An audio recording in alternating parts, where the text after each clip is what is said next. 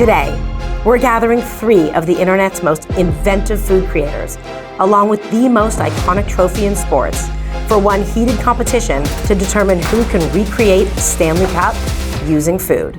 This is Icing Allowed.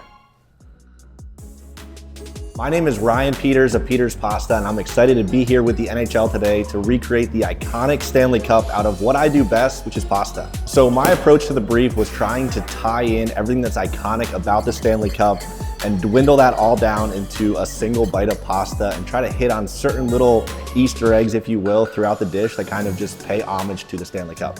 So what sets my build apart and why I think I'm gonna win? I think I just really paid attention to a lot of different details and really looked into the history of the Stanley Cup and brought that into my final dish.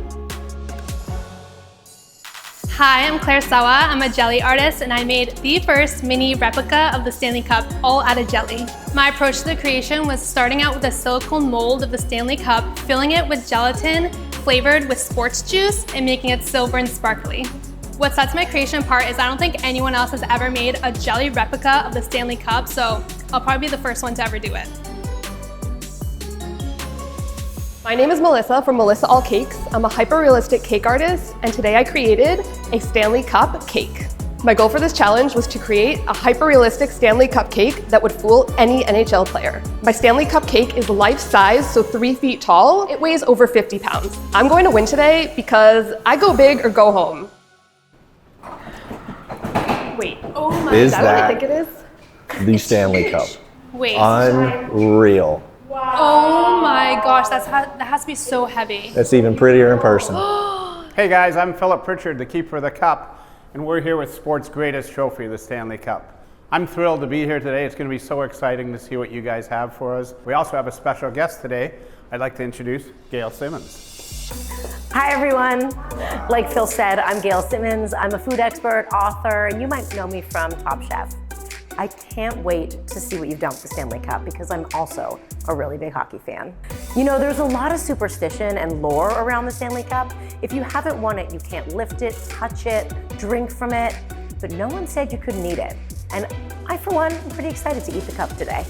We'll be judging you on 3 main criteria today: presentation, creativity, and of course, taste. I am really looking forward to seeing how you interpret the cup and make it your own. All right, Gail, let's see who made Lord Stanley proud. Hi, Ryan. Hey guys, good to see you. Ready to tell us what you made? So we have here a Stanley Cup raviolo. I did a poutine filling inside there, so French fries, a nice rich beef gravy, some cheese curds. To celebrate the Stanley Cup, like most teams do, popping bottles of champagne, I have a champagne butter sauce here. It's gonna get poured tableside. So go ahead, grab a bite, and I hope you enjoy it. Cheers. Cheers. I mean, I do like the sort of acidic flavor of the butter Yeah, sauce. it kind of cuts through everything. Yeah. And the look of it there with the sauce going over the cup, it's like when the champagne's going into the cup. Thank you guys. Thank you, Ryan. Wow, Claire, that is a jiggly cup. Is that ever cool, Clara? I remember my mom used to make this jelly when we were kids, but it didn't look like this. Tell us about your inspiration for making your jelly cup. The top silver part is made with a sport drink and the bottom is made with coffee. Look at the balance. It's very satisfying. Super satisfying. Here you go. Let's put it. All right, should we do it? Yeah, go for it. This is a first. Feel athletic already. It's not as sweet as I expected, actually. It's super solid, though. I mean, there is a lot of gelatin in there to keep that baby standing out. Thank you so much, Claire. Thank you. Wow, Melissa, this is epic. I mean, it almost looks like you can read the names. Tell us about making this enormous cake. So it is built up with cake till here, and then the bowl, I cast it in tempered chocolate in an actual bowl. And then the outside is covered in fondant. I used a text impression because I really wanted to capture the history of the trophy. I wish I had this as my wedding cake. I mean, I would be the coolest kid in Canada if I had had this as my wedding cake. I think it's so cool you tried to get all the names on. I think you have the engravings of them all there. Should we eat? I think so. I'm hungry.